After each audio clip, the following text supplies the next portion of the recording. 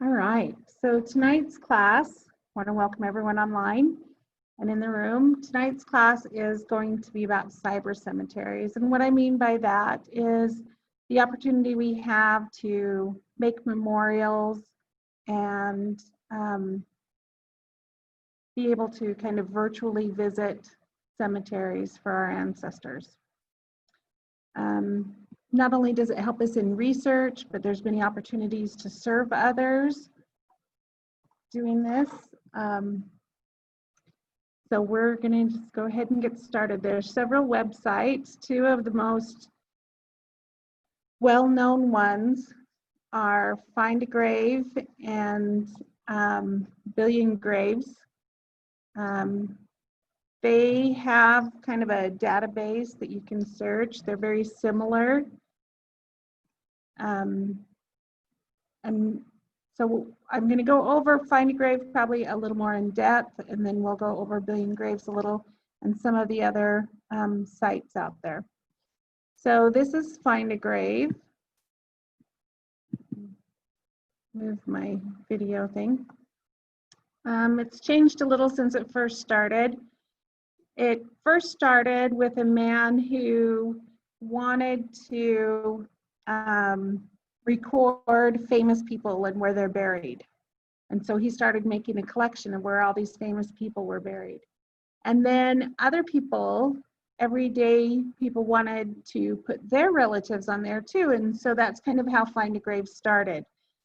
So there is an option to search famous graves, and then there's an option to search everyone's graves. And it used to be, before they did this little change, that often people accidentally went into the famous graves section and then they couldn't find their ancestor, and they were wondering, you know, why isn't my ancestor in there? And it's just because they were in the wrong section. So when we search databases, a lot of times we think of databases like Family Search. And in Family Search, when you type the information in the categories, it has algorithms that will say, well, maybe it was spelled this way, and so it'll pull up different spellings of names, and it'll pull up abbreviations for the names and nicknames. That doesn't work on these sites. These sites are more, you have to get the name right. There's a couple ways to kind of get around that. One is not to put in every bit of information that you have, but maybe search for all the deuces in the Cardston, Alberta cemetery. That's what I go is to the cemetery where my relatives are buried, and then I search other similar names in that cemetery first before I. And that's a good suggestion. Judy said she goes by cemetery, so she searches by location, finds the cemetery that she believes her ancestors and relatives are in, and then she searches through that cemetery to kind of glean all the relatives from there. So we're going to go ahead and start. Oh, and this is a good clue for any website. If you see the logo up here in the upper left-hand corner, when you click on that, that's going to take you back to your home page. So if you're going through a website and you get off in Never Never Land and wondering how to get back to the beginning, just click on the logo and that'll take you back. Searching by name is called searching by memorial. So each person has their unique memorial number and page. And then we also have cemeteries, and here's our famous people. And you also have the opportunity to contribute. So for some of these websites, you can also make a free account. And I would encourage you to make a free account because what you can do, you have a few more things that you can do, and that's also how you would contribute is through making a free account. So we're just going to search for someone. We're going to search for Leland Williams. Now, if I were to just put in Williams, it actually gives me an error message saying that it has too many responses for that. So with a name like Williams, you're going to need to put in a first name. And I know that he's buried in Malad. Now, as you type it, it gives you suggestions. And you have to click on the suggestion. You can't just keep typing and then hit search. It wants you to choose the selection that it has standardized. And so when I search for that, it actually only brings up one result for me, and I can click on that, and this will take you to their memorial page. There's often a picture. You can add multiple pictures. Sometimes there will be obituaries on here. I've seen death certificates on here. This one has the front and back of the headstone. If you want to look at the picture a little closer, you can click on it and it'll do like a slideshow for the pictures. If this is something that you want to download to your computer, you want to click on View Original first, and that brings it up to its original size, and you can download it, or if you want to print it from there, that's going to give you a better image. Okay.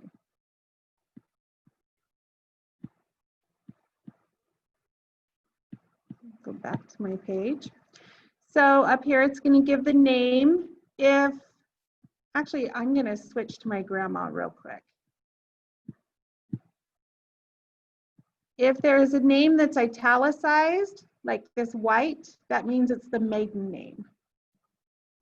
You can search by maiden name in here, and we'll go back and do that in just a minute.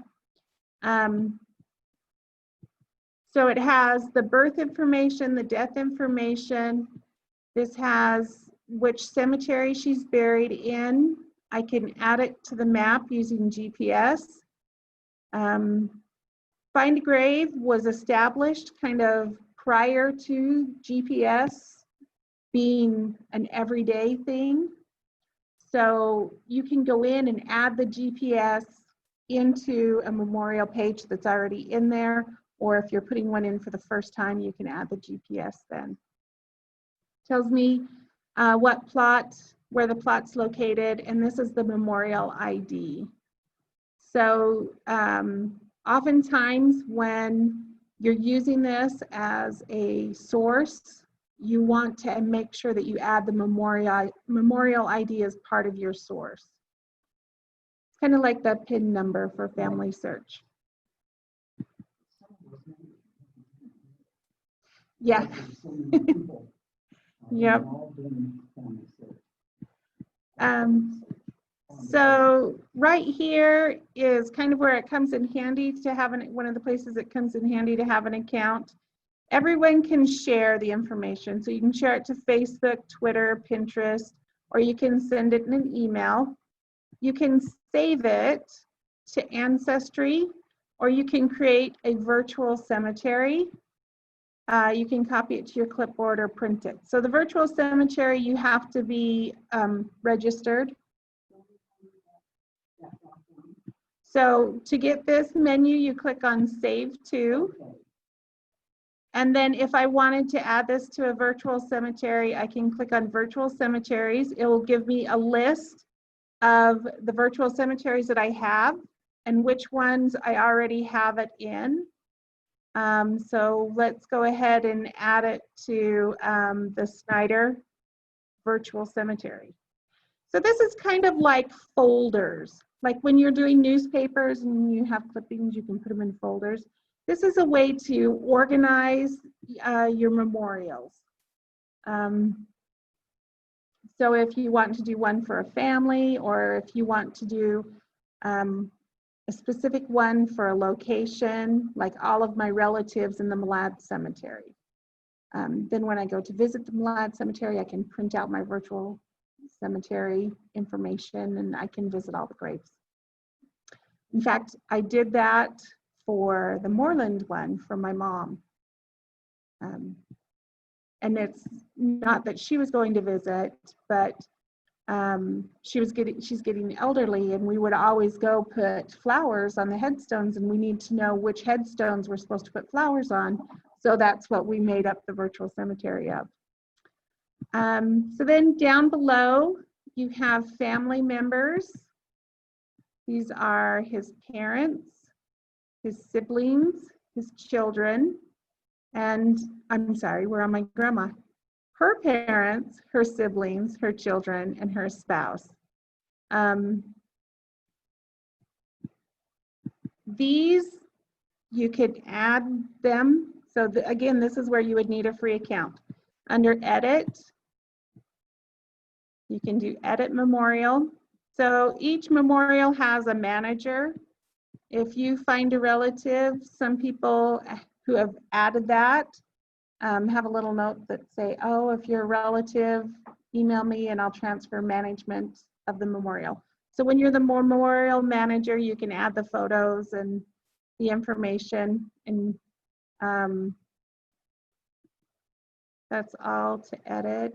Let me get down to family members. So we could add an additional spouse. And again, they're using the memorial ID to connect the people.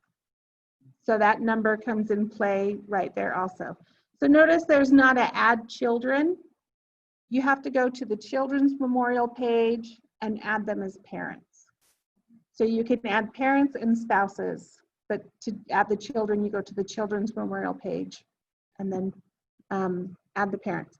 Now you can suggest these edits to the manager. You don't necessarily have to do it yourself, but you can suggest these edits, and a lot of times they'll fix that for you. I'm going to hit cancel because I didn't change anything.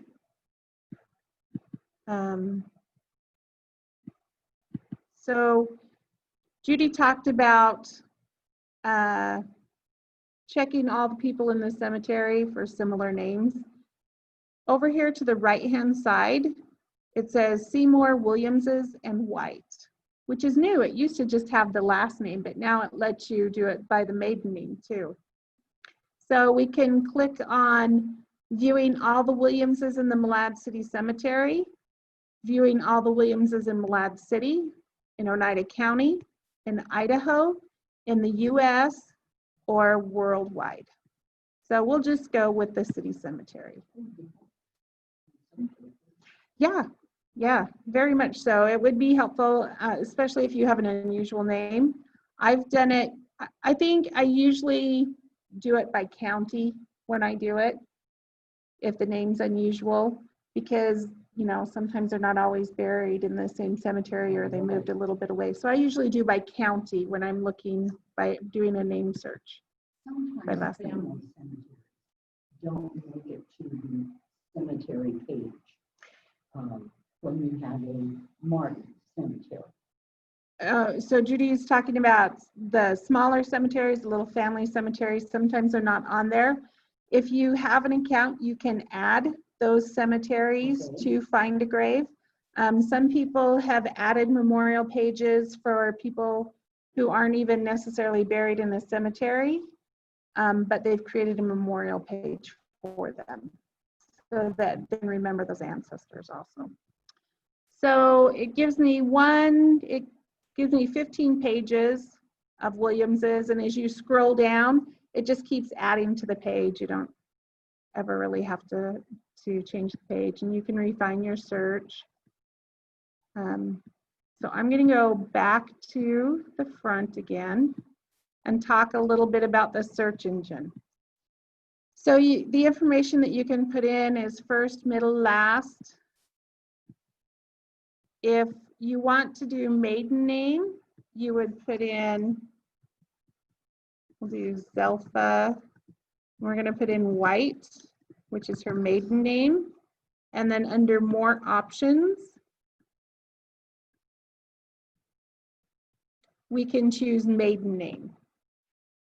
And so that tells the search engine to look for the italicized name for her.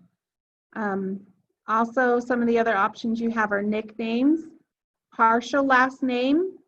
So if you have an unusual name that's spelled wrong a lot, like Hoodyberg, I know, it's just fun to say, Hoodyberg.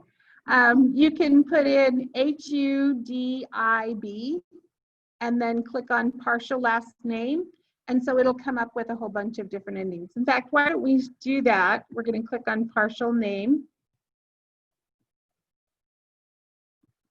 And we'll type in Hoody.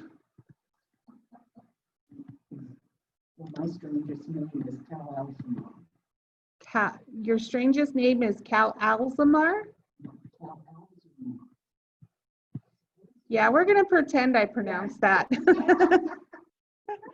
Okay, so it gives me some different endings. This first one is from Slovakia. And then we have the Hoodyberg with the ERG, Hoodyberry, Hoodyborg with an ORG, with a URG. Sometimes we'll see an H on it as I get further down.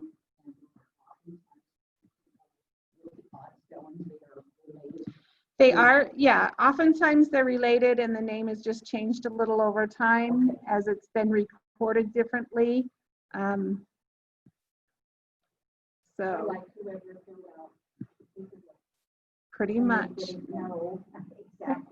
Well, and sometimes someone has lived a long time and all of their relatives aren't around when they pass away, and it's the people at the hospital filling out the information. And so sometimes that contributes to the issue. So partial name search is great for finding the different endings to names. You can have a title in there like doctor or reverend. I probably don't use that one very often.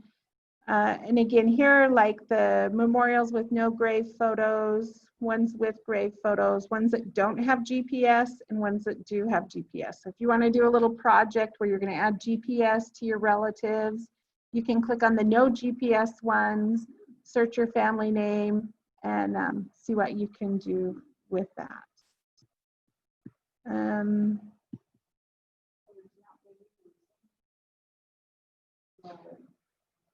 Yeah, so that's like when someone is cremated and the ashes are at home.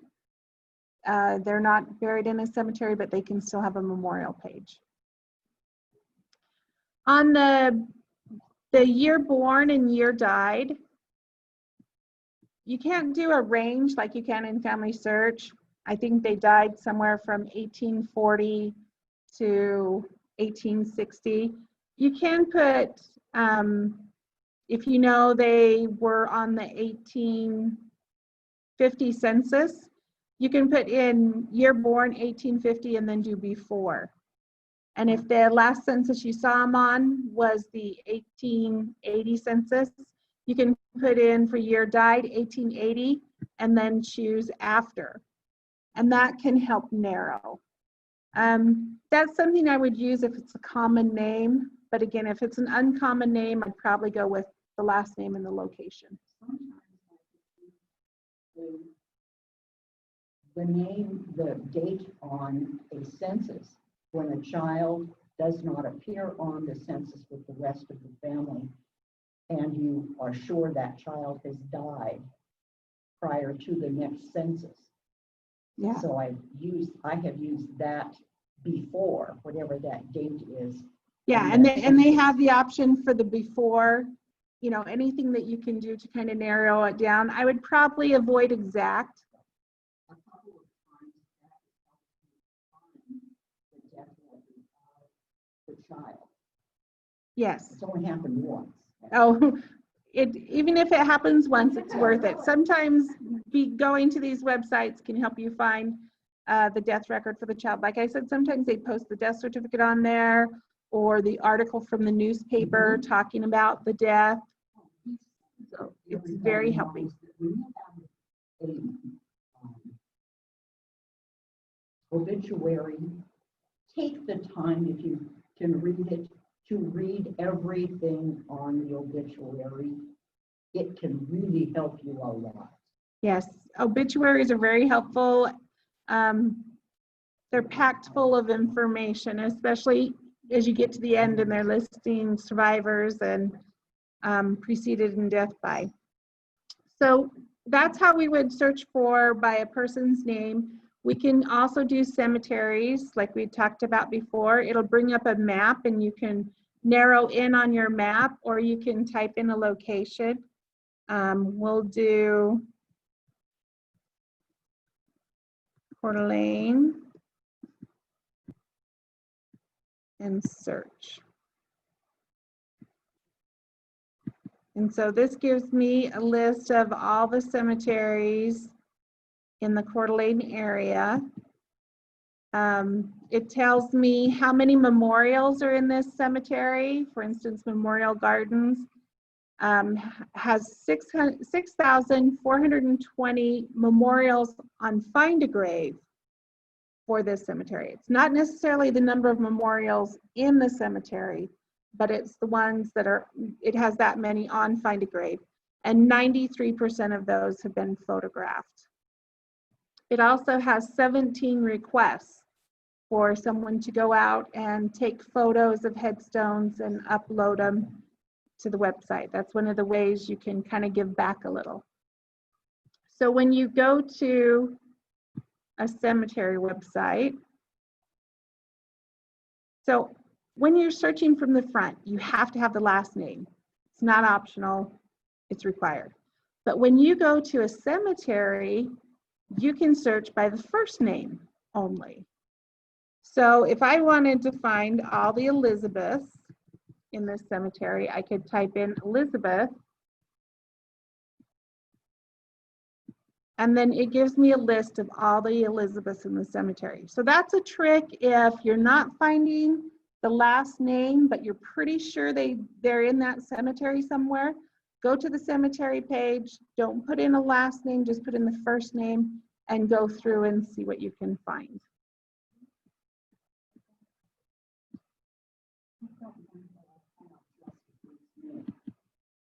So that might be good. If you have just a first name, go ahead and go to that cemetery and search by that first name. So when you're on the map, you can use the mouse to kind of scroll around and it'll show you where the cemeteries are. The number 4 and number 2 means there's 4 cemeteries and 2 cemeteries in that area. And as you zoom in, it's going to separate those out and show you where the 2 are.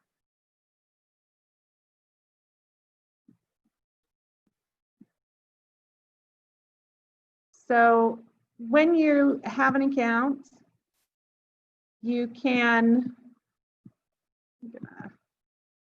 go through the account real quick. You can volunteer to take photos for people in your area. You put in your zip code so that they know where to send the requests. You can change how it looks. You can decide, how much information you want to get from them. Let me go back.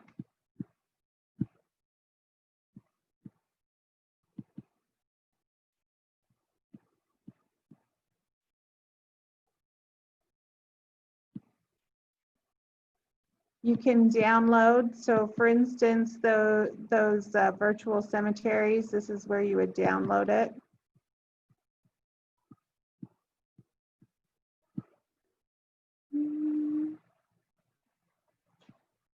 You can make suggestions for changes. These are the photo requests. And then if you want to upload, that's where you would upload photos.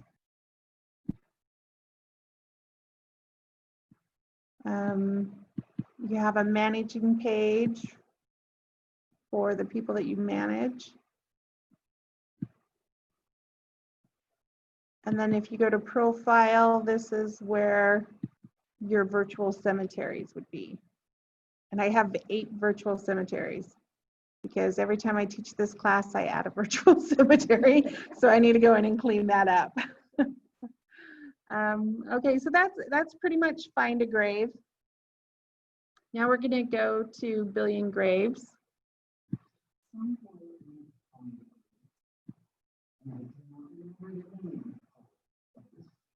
notation has been made that the cremains of the individual are in the flower pot on the back step. So Judy said she saw somewhere on Find a Grave, someone had put the location for the remains, the ashes, in the flower pot on the back porch. So I guess if people want to go visit, they can knock on the door. That would be an interesting one. Okay. So Billion Graves works very similar to Family Search. You can add photos, you can help transcribe photos, and that's just looking at the picture and taking the information off of it.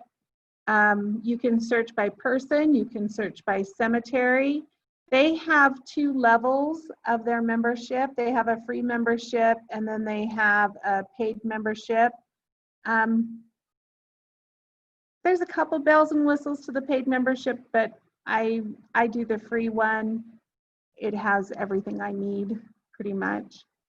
So Billion Graves, when they first started, they started with GPS. That was one of the selling points for Billion Graves, is that you take the photo with your phone or your iPad or a camera that has GPS. They have an app that you just download to your phone or you download it to your iPad device. And then as you take the picture, it records the GPS information and it uploads it right to Billion Graves. And then other people can transcribe it, or you can go home and transcribe it. Lizzie and I went and did it out at the Pineview Cemetery in Rathdrum. So on Find a Grave, a lot of the information is already in there for the Pineview Cemetery, but we were noticing that is not the same for Billion Graves. And so we thought we would just do a few of those every once in a while and kind of build that up. But if you have someone who needs to do an Eagle Scout project or needs to do a civic project, this would be a great opportunity for them to go in and just kind of map out the area and go and take the pictures. You can have multiple people taking pictures, and so it can go pretty quick. So we're going to go on a person search, and we're going to search for my Grandpa Leland again.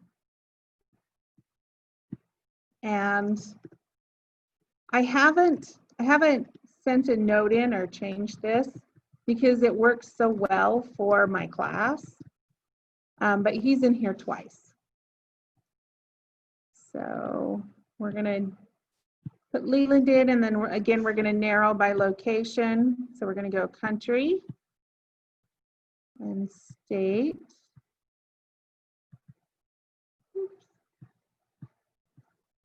And county.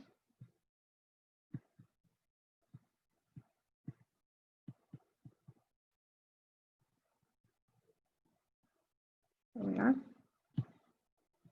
And then do search. So you can see we have Leland in here twice. And we're going to open up both of his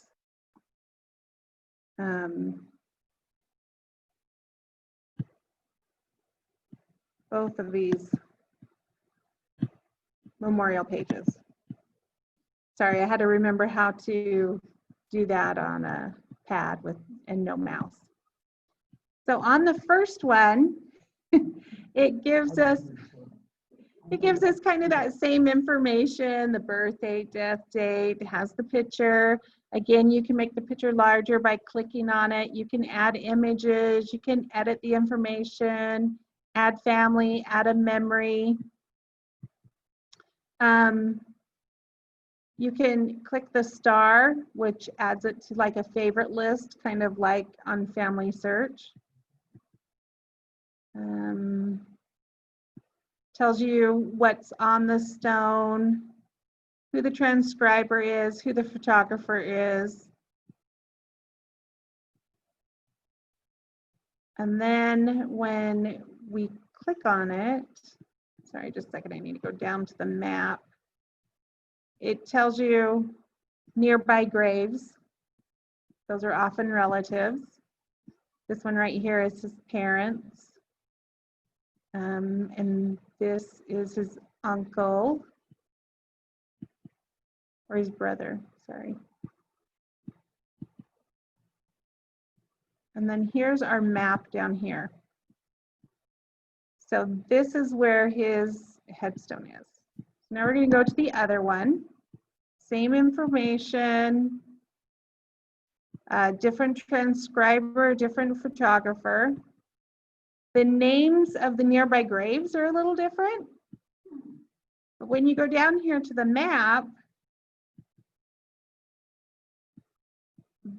this is more out in the road. So they were further away from the headstone when they took the picture. So the GPS kind of marked it in a different spot, where the other one is closer. He's on the grass and closer to the headstone. So this one was more out in the road. So the nearby graves, they were picking other graves that were close. So when you do take the pictures, you want to make sure you're close to the headstone. And that's kind of why I leave that one on.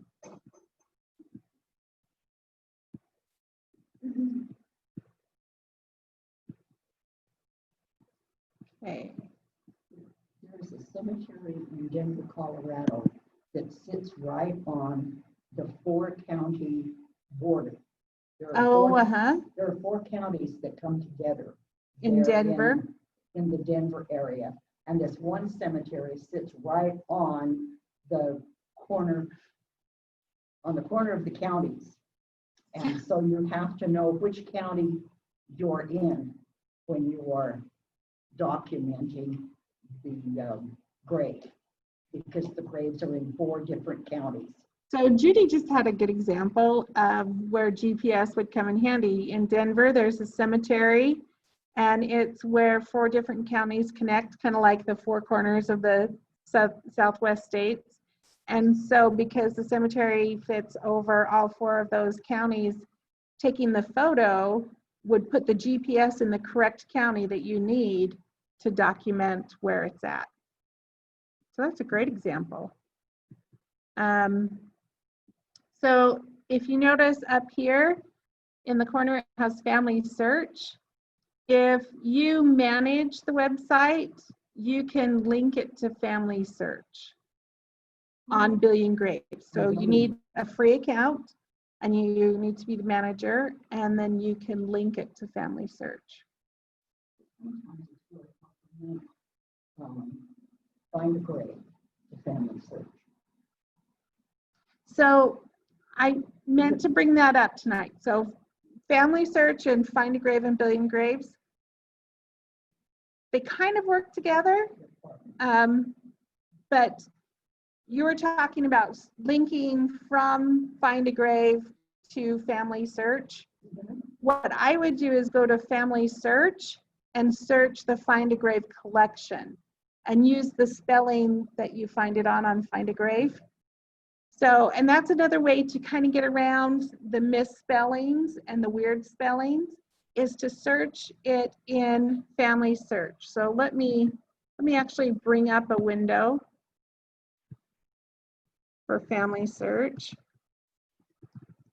When you go to the catalog, you can choose a collection to search specifically.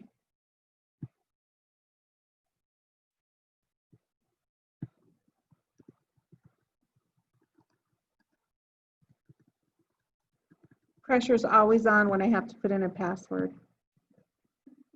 No. Fingers crossed. Okay, so we're going to go to records. Because family search does have the algorithms that will search the different spellings and the abbreviations, you can choose a specific collection, like find a grave, index, and then give it a minute to come up. And then you can type in your Thomas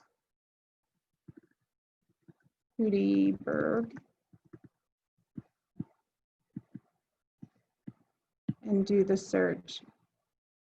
And that way it'll look up the different spellings, but it's also a good way to connect your find a grave details into Family Search. Yep. Yeah, see, these two have been connected. So that's a way to do kind of a broader search, but also a good way to connect them. And Billion Graves also has a collection on Family Search. Glad you brought that up. Okay, so the next one we're going to go to is done a little differently than the other two. This one is done based on the plot map of the cemetery. So I'm gonna, and it doesn't have as many cemeteries as the others do because it's a little more extensive in getting the information onto the internet. So we're just gonna type in. Yeah, this one has been around for a while. Oh, I don't want Leon, he's not dead.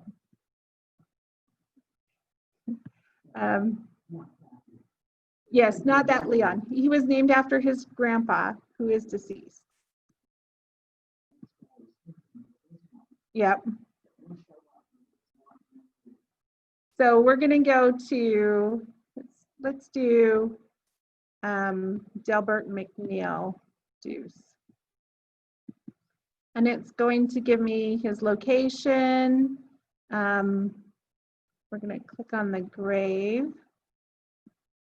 On this one, you can do a free count also and do a cemeteries list.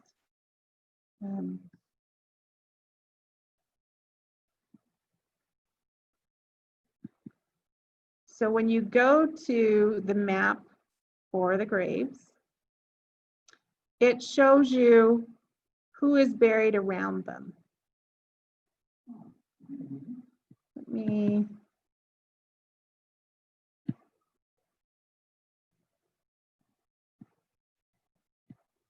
there isn't a, oops, I should have looked up a specific example, but this is good when you have a lot of baby deuce or infant deuce, because a lot of times they're buried with the mom, and this will show you the two of them in the same plot.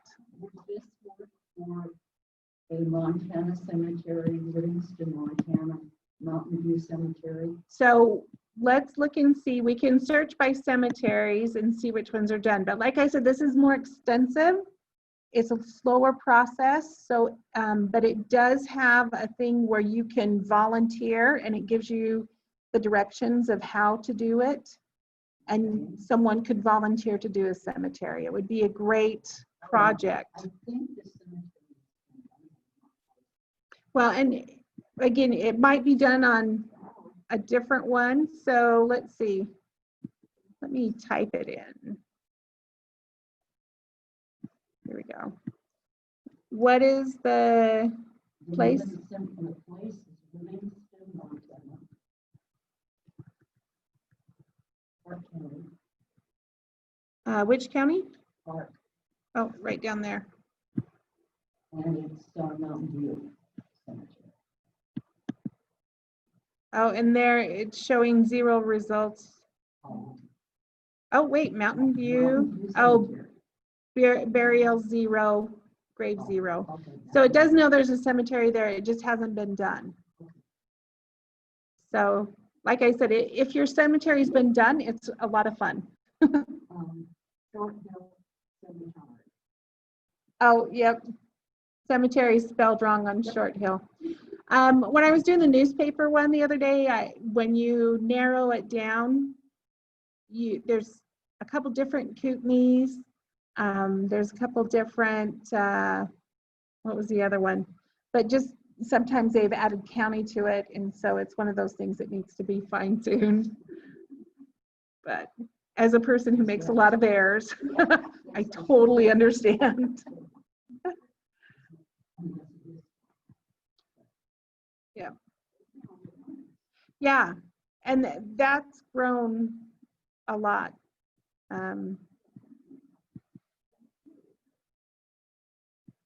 Yeah. Well, and this would even be good for like a historical society to do as a project. So any questions on those ones? Okay. Oh, but you can use that site for other things. Especially, you know, if you know there's some children that have passed away. I don't have a photograph of each headstone. Oh. I have the plot of them all.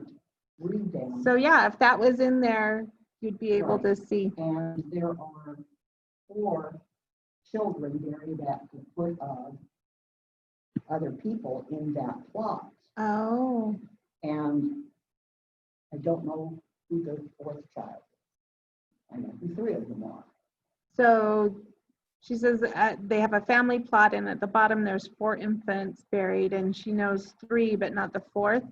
You might want to check and see if you can find who the sexton is for that cemetery. Contact probably the county would be good. I know in Idaho, cemeteries are their own taxing district, and so sometimes you have city cemeteries, and sometimes you have the ones in the county. Looking at the, you've already at the list. Their list before? The list of interment permits.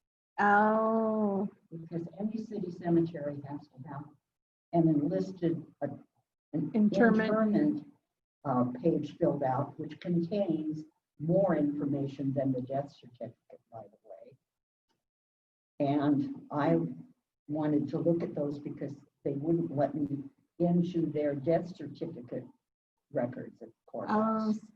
So I went over to St. Paul. To look at the interment records versus death records. Good segue. Our next website is interment.net. So up until now, the ones that we have searched have been databases where you put the names in, they're categorized. This one is more list type search.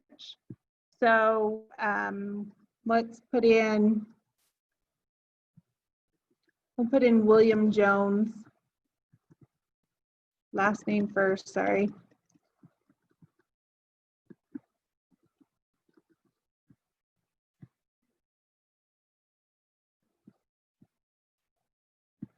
And this one, again, doesn't have as many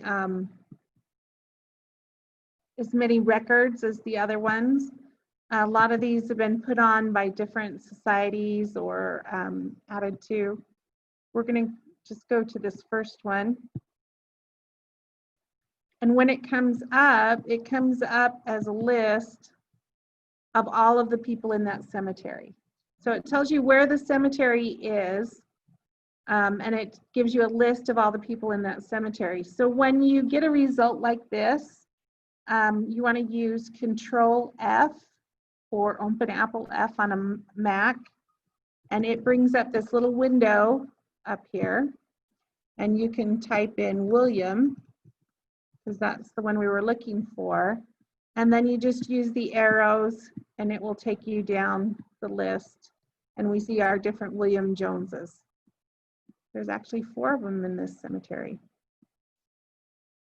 So when you're presented with a big list like this, or a website that seems to go on forever, you can use that Control F to help search through that. So interment, again, you can do it by the state.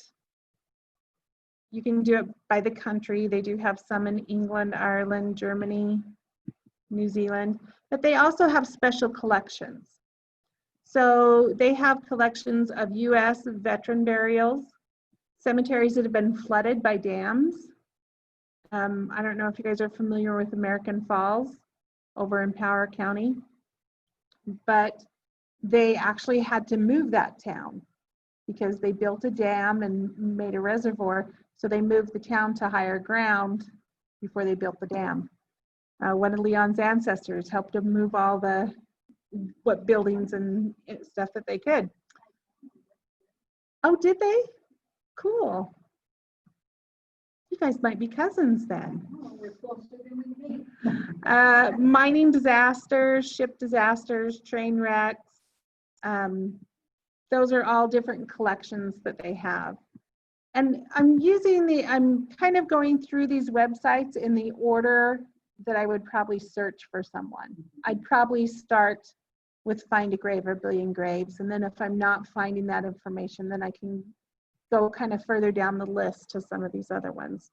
And all of these are on your handout. The handout is digital. So it's on Facebook.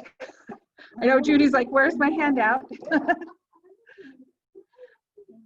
Yeah, when you get home tonight, bring up Facebook, or we do have a sign up thing for if you want the information from the classes, we can send you that. So interment's kind of fun. The next one is one that has come in handy for me. This is gendisasters.com. And what they've done is they've gone through newspapers and different accounts of natural and man-caused disasters.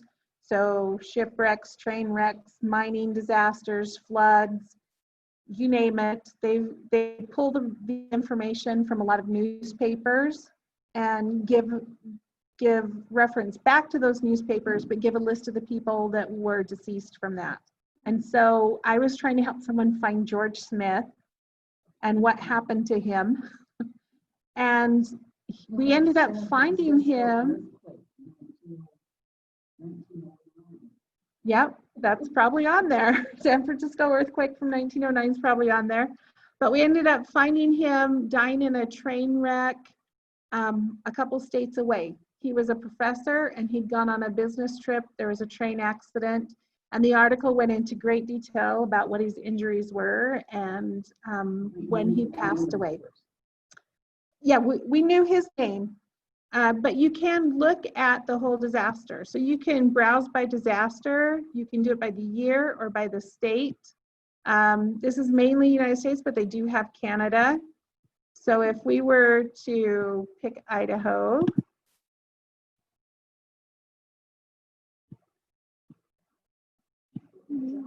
yeah, there are a lot of ads. So it lists the location and what it was. Ooh, that sounds interesting. Air Force transport crash.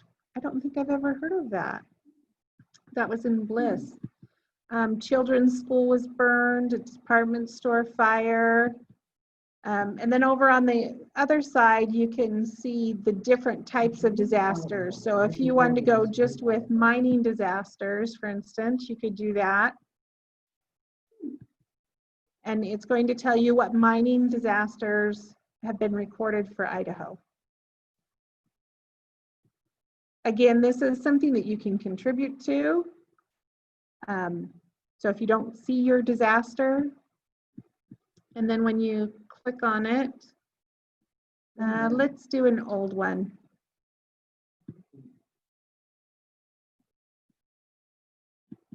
Sorry, Judy, you're on my deaf side. So I heard sound, but oh yeah, that one was a little close, so I thought we'd go a little further back. Yep. It was really interesting to get Glenn's name off the death list. Oh, they accidentally put your husband's name on the death list.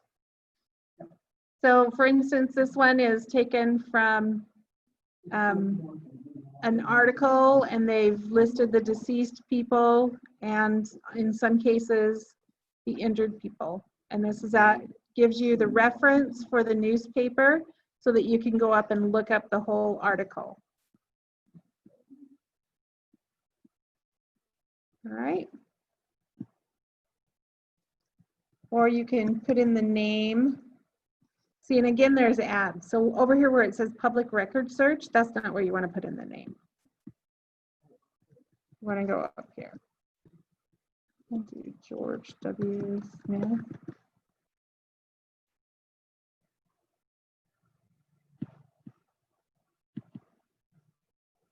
And so it's going to give me different articles that is shown up in. It's separated them in some of them.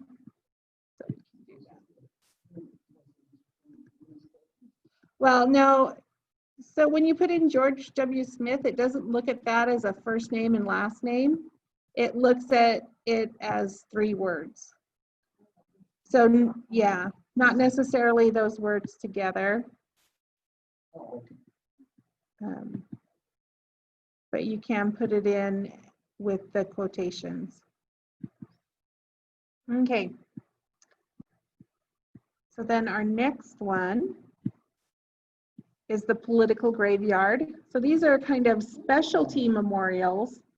The political graveyard is definitely one where they ask you to submit information if you know it.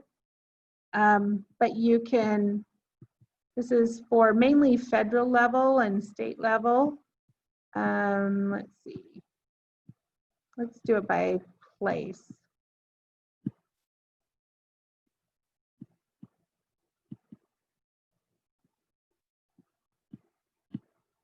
Utah.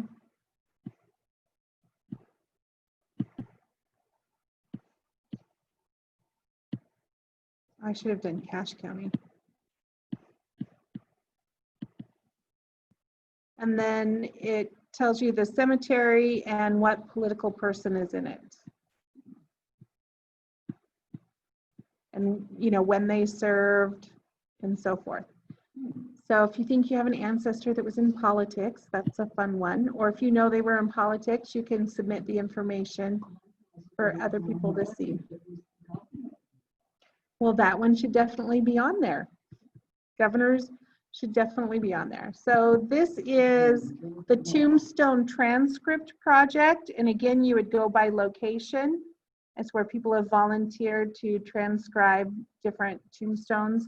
Sometimes as you get further back and there wasn't as many regulations on a cemetery where it had to be and specifications for burial, you'll find little family cemeteries on farm lands off in the corner and in the grove and stuff. And so sometimes you'll find those little tiny ones that have just been transcribed by a small group of people and put on a site like that.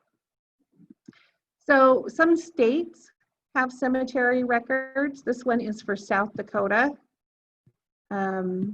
You can put in the first name, last name. Again, I wouldn't fill in all the information. I just go with the name, unless it's a Joe Smith. Then you're going to want to maybe put the county in. Is this important? Nope, this is everyone. So this is the State Historical Society has created this cemetery index, and a lot of the sites I'm showing are ones where I found someone on here that had been missed on Find a Grave or Billion Graves, and this happens to be one of them, this South Dakota one. So what are their names? Do you remember? Well, how about last name? Maybe it was you that this worked for.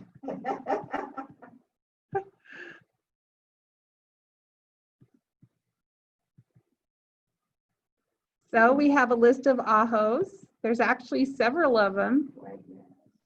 So notice that it's everything that starts with aho. So our ahos actually only go down here to Sakari. Oh, cool. Finish. Awesome. Some cities also have their own cemetery index. The town that I grew up in, it's on their city government page.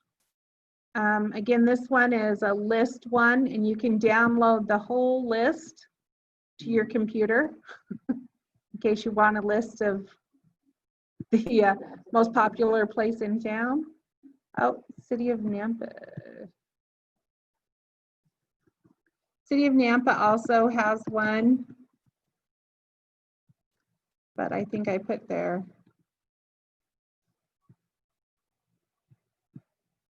Oh. Anyway, we're going to skip that one because we're almost out of time. But theirs is done by Parks and Rec. And it's one that you put in a first name and last name. A lot of genealogical societies have gone out and transcribed cemetery records or information from newspapers. This one is the Claremont County Genealogical Society. And they have all the different cemeteries that you can select from and then search. So this one, oh, that one's the South Dakota one. All right, so do we have any questions? There's also, so if you're not finding it on any of these, you know there's a cemetery somewhere, do a Google search, put the person's name in or the town in and the word cemetery, and see what pops up on Google. There might be a local genealogical society or family history center that's added that in. We mainly covered things in the United States, but they are the same kind of, well, let me take that back. Find a Grave and Billion Graves do have international memorials, but check the different countries. Sweden has, I think, 3 different cemetery sites. And in Sweden, when you get a headstone, you have it for 25 years. And then if someone doesn't pay to renew that, it gets recycled. So it's good to have that cemetery information because you're not necessarily going to be able to go and visit. And Sweden's not the only country that does that.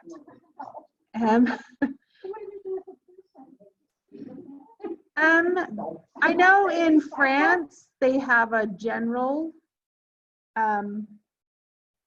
repository, for lack of better word, that still has a memorial, but it has a lot of people in it.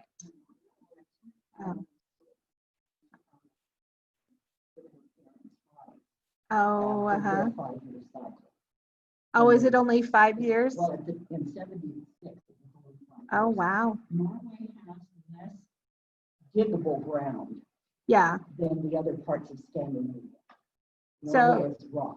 Yeah, and sometimes, you know, they'll build up a little, and but so cemeteries are kind of different everywhere. You know, find out what the cemetery situation is like in the place that you're looking.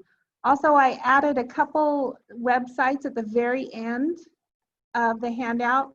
One of them is a link to an amazing Roots Tech program presentation by Joy Neighbors called The Silent Language of Stones, Reading Gravestones Through Symbols and Carvings. And in it, she talks about the different things that we see on a headstone and the meaning that they can have. And it was things that I wasn't even thinking of, like if there's lace on the collar and there's a hand pulling another hand in, it means the woman died first. Or, you know, things like that. And it was just amazing. I loved it. And I might have misquoted that, but I'm pretty sure that's how I remember her saying it. And then the other thing I added on there was there's a man called the Good Samaritan, Cemeterian.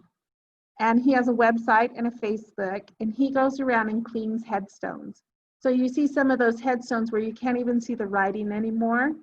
And he goes around and cleans those. And I think he does a lot of veterans headstones, I think is where it started. I'm not sure.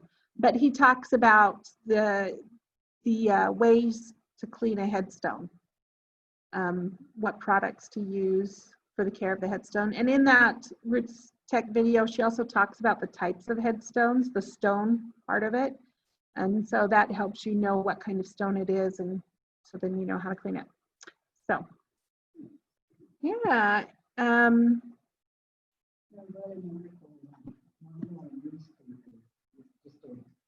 Little bulletin kind of thing that said that there were,